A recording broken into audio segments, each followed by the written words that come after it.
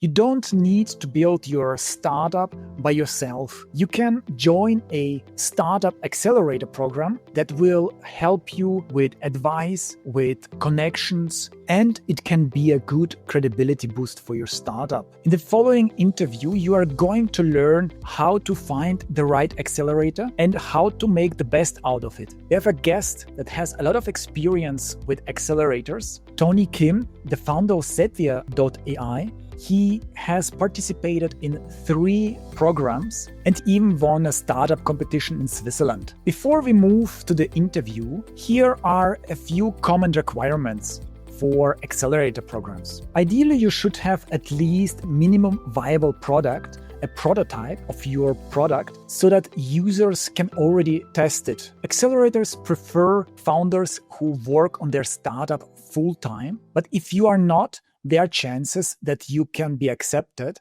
Just prepare a good explanation why you are not a full-time founder and how you are going to commit seriously to your startup. Treat your application to the program as a mini pitch deck, as if you were searching for investors. Show the uniqueness of your product, show the plan. If you decide to join an accelerator program, we have a whole course about that you can reach at masterful.info. And now let's move to the interview.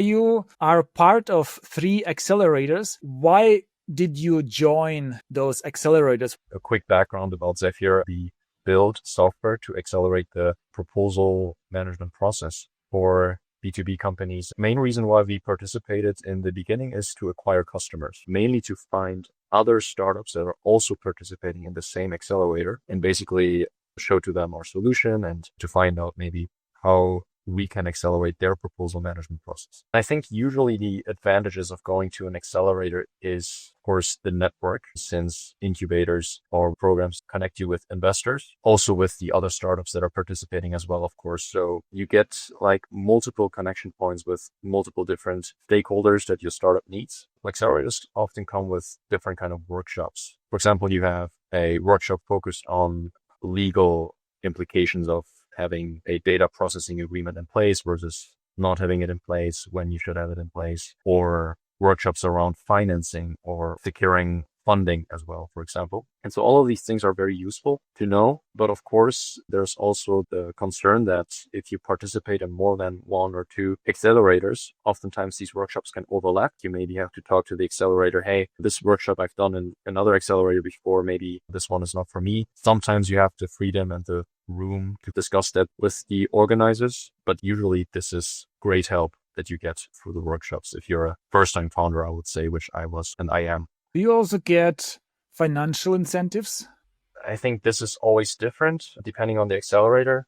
The ones that we participated in, we didn't get direct financial incentives, but we did have a demo day at the end of actually each accelerator where we had the opportunity to present in front of investors so that this could possibly also lead to future funding rounds. An aspect that I would look at carefully here as well is how much the accelerator and the organization itself is taking a part or a stake in the funding that you would receive based on the network connections they made for you. So for example, for some of the accelerators that we participated in Frankfurt, they came with a clause that there would be a sharing of a profit when it comes to an investment through an investor that we presented to at the end of the demo day.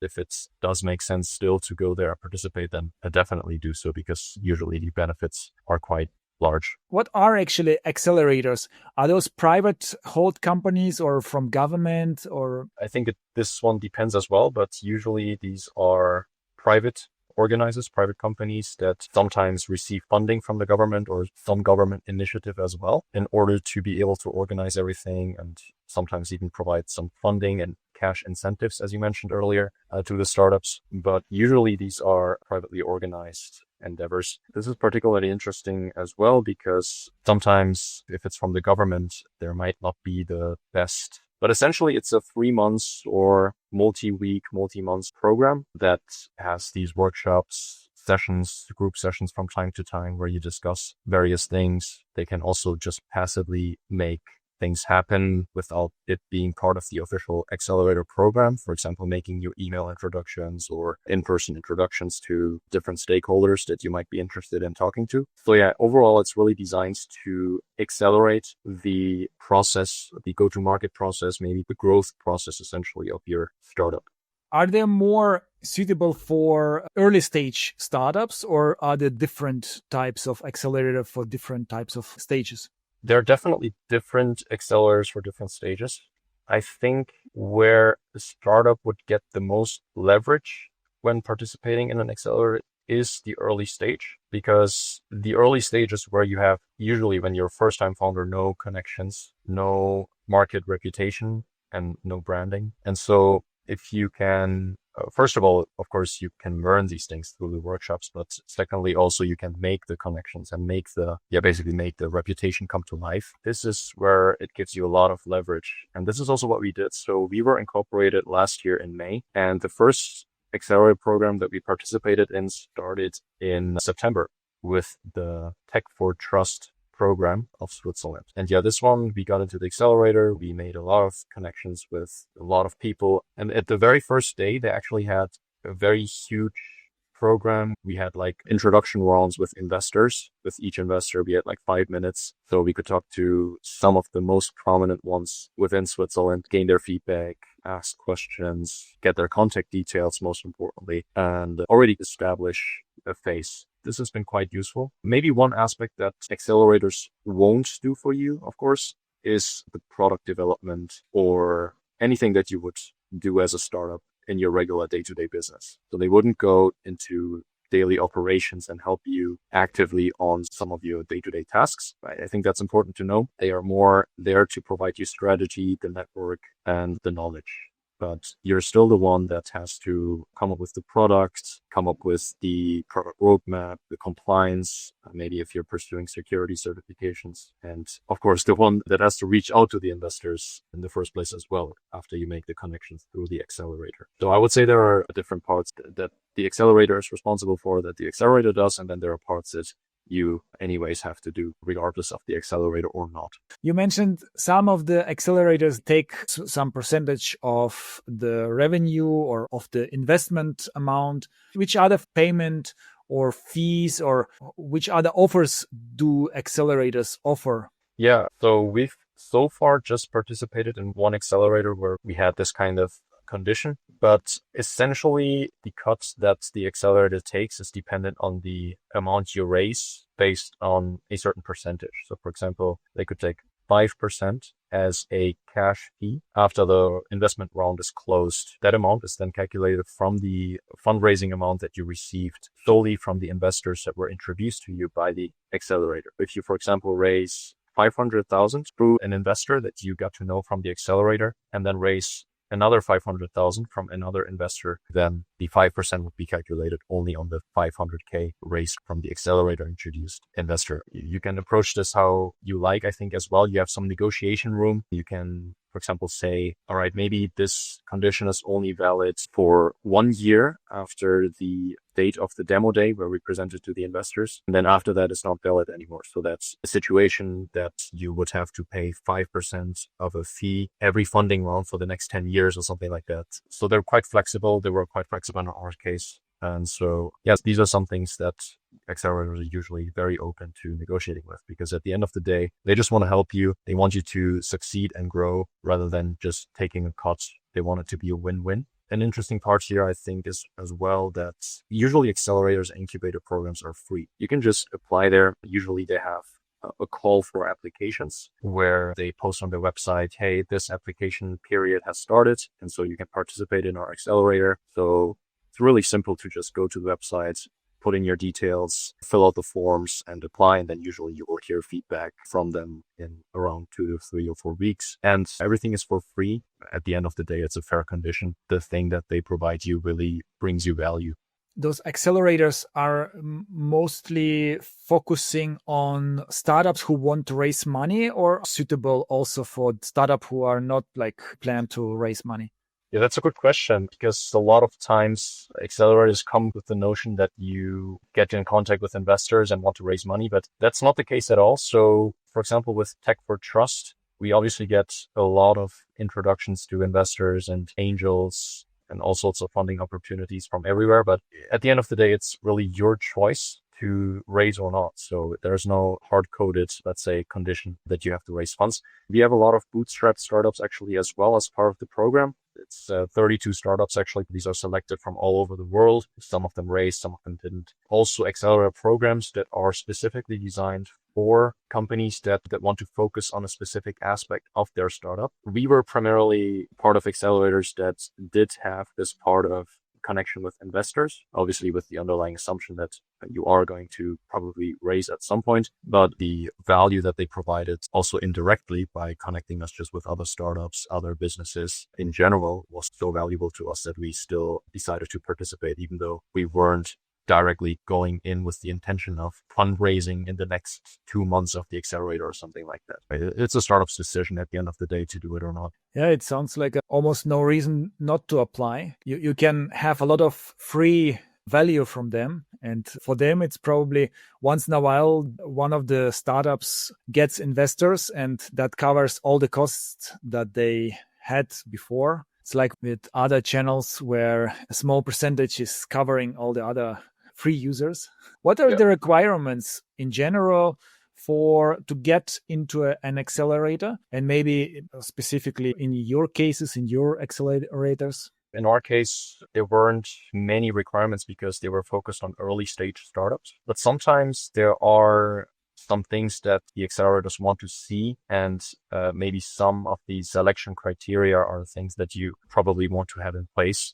So for example, that can be having an MVP or having a list of leads maybe prepared already for the go-to-market, or just having something that shows you are invested in your startup. Because the accelerators also need to decide, all right, is this startup actually worth investing our resources in and make them help grow? And does it have that amount of potential, as well as on the other side, does it have small amounts of risk that if we let the startup participate, that it doesn't go bankrupt in like a couple of weeks or something like that? Because at the end of the day, these startups, especially the ones that are focused on making you introductions with investors, these are focused on also having you, a startup, also as a reference, as a portfolio company that participated in the accelerator that they can show to the participants of the next accelerator round. You also, as a startup, would act as kind of a reference customer, as a social proof for the accelerators indirectly. So basically you have to make sure that this is something that you want to pursue at least for a medium to long period of time, that you're sure about what you want to achieve within the accelerator, that your expectations are aligned, and at the end of the day, that you pursue a win-win situation. They probably don't accept part-time founders. What do you think? I think it's very rare because being in there full time shows your commitment, but sometimes the founders decide to, of course, also just get a job to provide cash for the startup itself. Some founders do that. And so I think it depends on the situation. And if you can explain that the startup is a significant commitment for me, then they will definitely, I think, be able to understand. For the startups that I've seen with the accelerators, it was usually not the case that the founders also had other jobs, except for one accelerator, which was just super focused on early stage startups where the startup's ideation phase. So at the end of the day, you also have to think about the job of an accelerator is basically to help you accelerate, but also get out of the kind of very premature stage of a startup. And so that can sometimes be maybe prototype stage, maybe MVP stage. Sometimes it can maybe also be just ideation stage. At the ideation stage, it's perfectly normal, I think, for people to have other jobs. And so if you just apply with an idea that is convincing, that you are passionate about, then you might be just able to participate in the accelerator, and through the lessons that you learn, through the connections you make, and through the extra time that you have to invest as a founder, apart from your full-time job or part-time job, you make the startup grow and you basically plant the seed. And this is where the accelerator helps you quite a lot. So it really depends on the accelerator and your situation.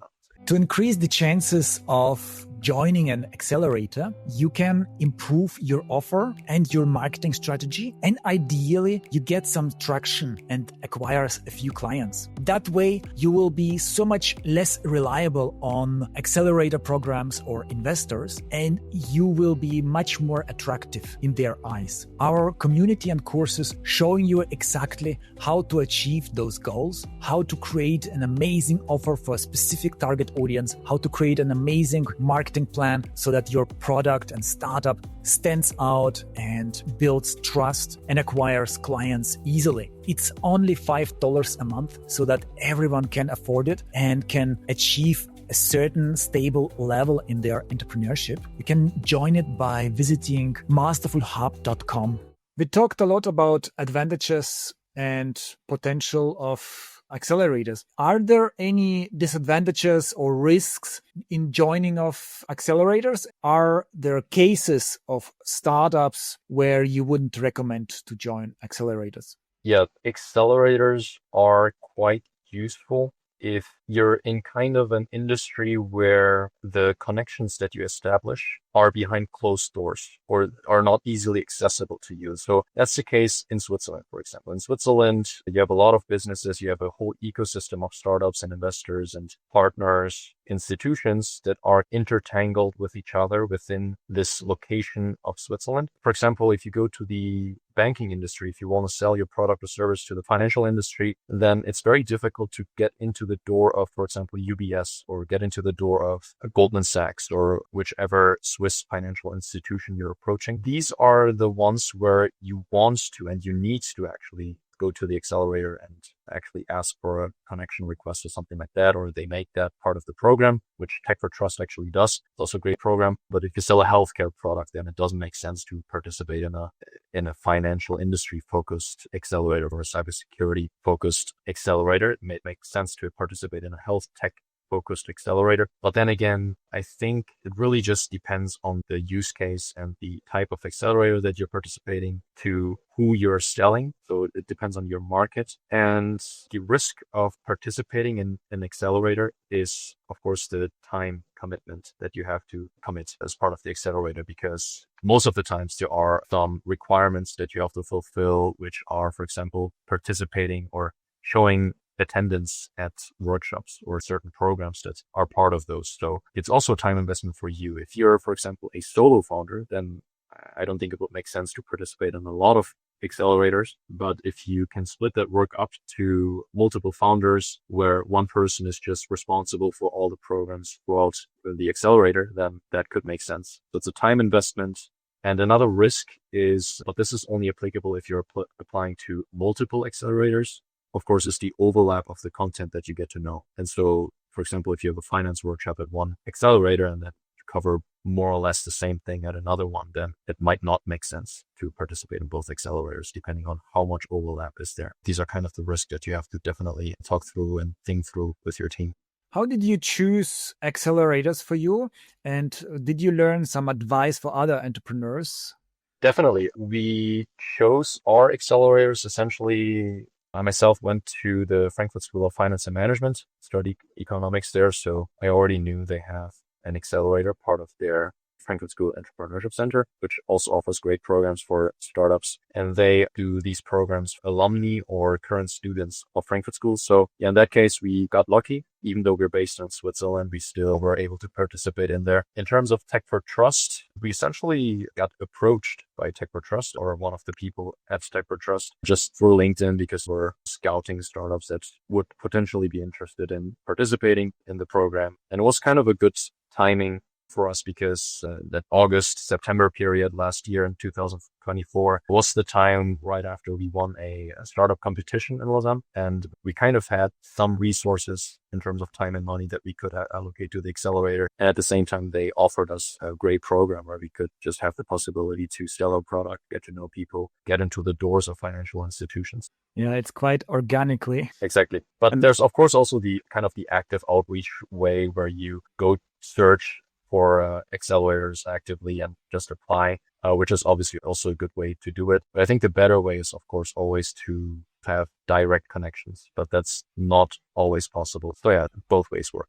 Have you heard about bad experiences, kind of black sheeps among accelerators? Do you think if you are searching actively, do you think you have to look out for certain aspects in Accelerator? I think that's definitely the case. I think there are accelerators that have some kind of weird condition in their terms that is often overlooked by the founders, where it's quite aggressive in terms of, for example, the cut or the share or the fee that they take after the investment rounds that take place after the accelerator. So those certain things, these are, I think, the obvious ones to be careful about. But I would say the black sheep are just usually the ones that kind of seem very interesting to you, but at the end of the day, passively make your startup go downhill.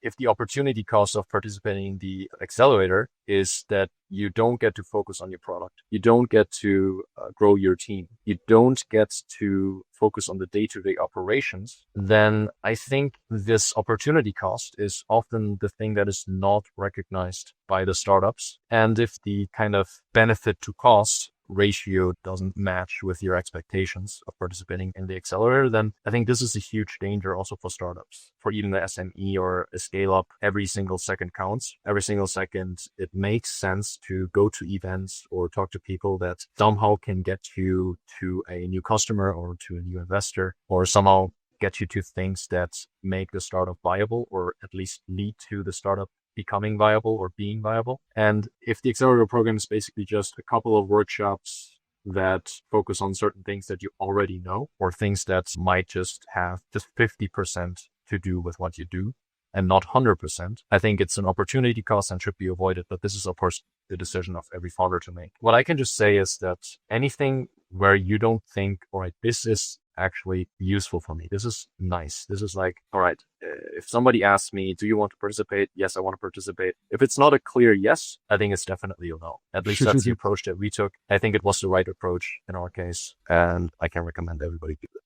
I can also imagine that there might be a few accelerators that do workshops without a lot of experience in those areas, and maybe they will give you some not realistical advice in those workshops. Yeah, that can be the case as well. It's definitely something to also research. Usually the problem is that for accelerators, they tell you that there will be workshops, but they don't tell you who exactly is going to do the workshop and the background about that person or company or institution. So there's no way to know beforehand, but some accelerators will definitely also tell you very transparently. And so I think transparency definitely is also a green flag for accelerators. But yeah, that's definitely a risk because if you go to a workshop and there's just basically somebody that is quite inexperienced or maybe just doesn't really have to do a lot with the topic that is covered as part of the workshop, that's problematic, and that's an opportunity cost that you cannot afford.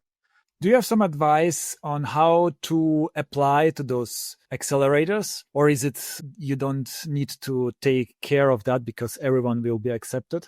Definitely not everyone will be accepted. You have to definitely have a strategy. Most important that you are authentic about yourself and about your company. If you are at the prototype stage, don't say you're at the MVP stage. If you don't have beta testers maybe or customers yet, then don't say that you have to do, because if you do like be inauthentic and lie on your application and just get into the accelerator, not only is it unfair to the accelerator, but on the other hand, it's not good for you because you're not going to get the best out of the accelerator, because that's it intended for companies at a specific stage of expectations. If an accelerator program is like doing a program for or workshops for companies at product expansion stage, then you definitely wouldn't want to lie. And yeah, we already have a product. If you don't have a product and just launched the beta or something like that, I think it's always good to be authentic. I think another thing is during the application, I would definitely just get it looked over by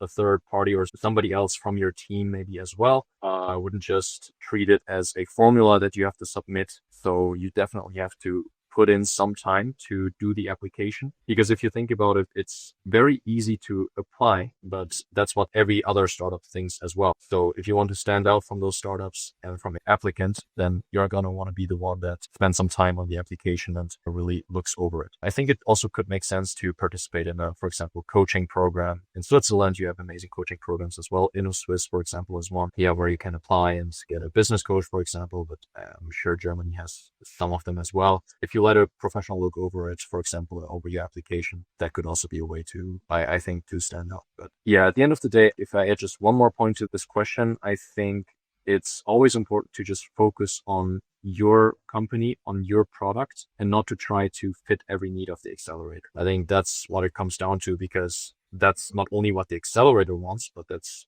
something that helps your company regardless of if you participate in the accelerator or not. If you make your product stand out, you're going to make the application stand out. That's probably what I would focus on.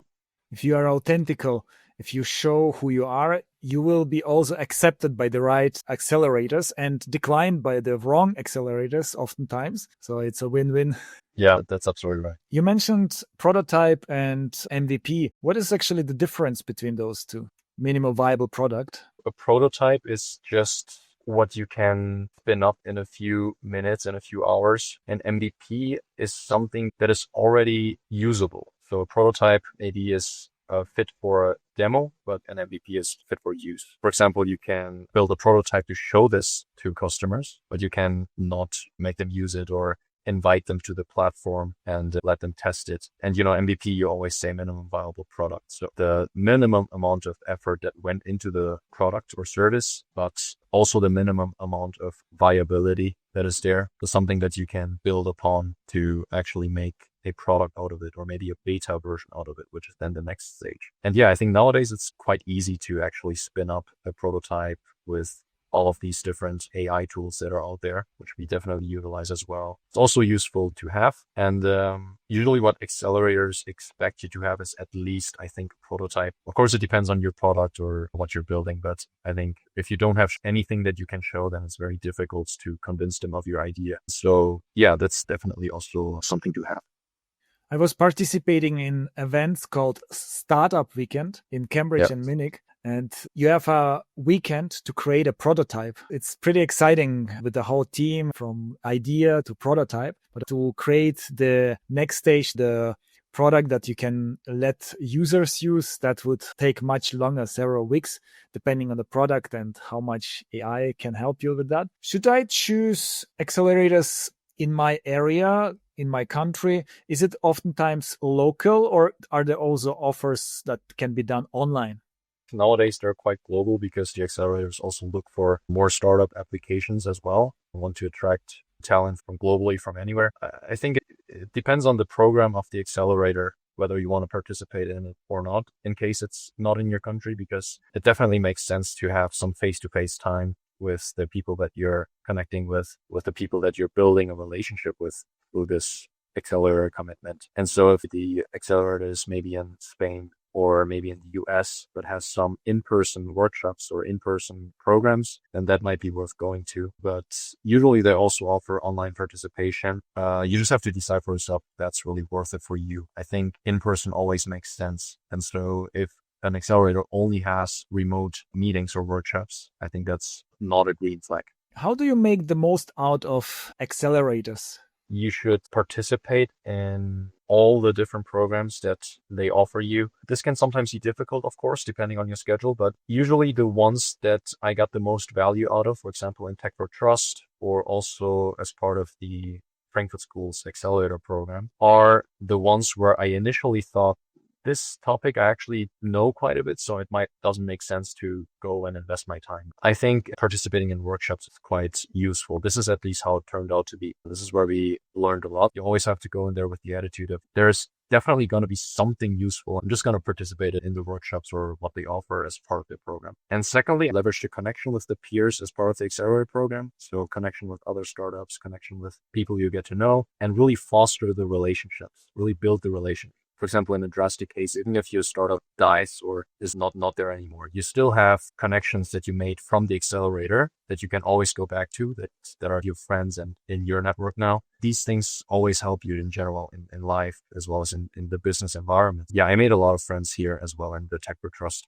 So it's a good idea after visiting some workshops, when you meet some people, to connect them on LinkedIn, to stay in touch. Exactly. Just send them a connection request, just invite them out for a coffee, just go to a lunch with them, quite casual. So you got your next founder friend, basically.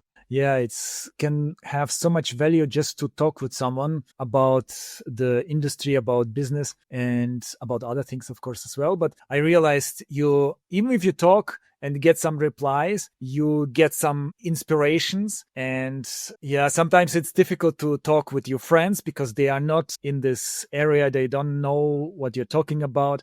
But with other entrepreneurs, they know how it is to be entrepreneur, and you can help each other, and maybe they can give you some advice about some tools, some website. And it's also very fun, a lot of fun, yeah, to be around entrepreneurs. Yeah, absolutely. Obviously, it's very fun to be out here as well. But it's also very, very useful. I have to be honest, you get to know other founders who might be interested in your product because in our case, for example, the companies that participate here, they sell to governments or they sell to other financial institutions, and they have to respond to tenders, have to respond to RFPs. Some of them actually said yes to testing out our product, which is Zephyr, or the Zephyr.com. You can also go to Zephyr.ai. This has been also helpful for some of these startups to accelerate their proposal management process. And at the same time, we also are evaluating if we can use some of these cybersecurity solutions here. And we both give each other a discount. In that sense, it's also financially a good deal. Let's say if you already have this kind of friendly relationship, you're both in the same ship, in the same accelerator, and you get something out of it at the end of the day, a reference customer, for example. So yeah, definitely can recommend that in that sense. Amazing. Tony, it was such a pleasure to you. You gave us so many great advice and interesting stories. Would you like our audience to do something? Connect with you on LinkedIn, and also, of course, to visit the website Zephyr.ai. And we will, of course, link everything in the description. Definitely. If some of you guys are out there that are having problems or having a huge time investment applying to some government tenders, or maybe just applying to certain programs and have to fill out formulas or answer questions, you can definitely use our platform. Just connect with me on LinkedIn. It's Tony Kim. I accept any request, and we can definitely also have a short talk in general. And we're, as a company, based in the Unlimited Trust campus. It's in Lausanne. It's a startup campus, and it's a very nice area. So if you have some time in the future, I can invite you here as well. We'll grab a coffee. That would be my last words. Yeah, thank you very much, Tony. Bye-bye.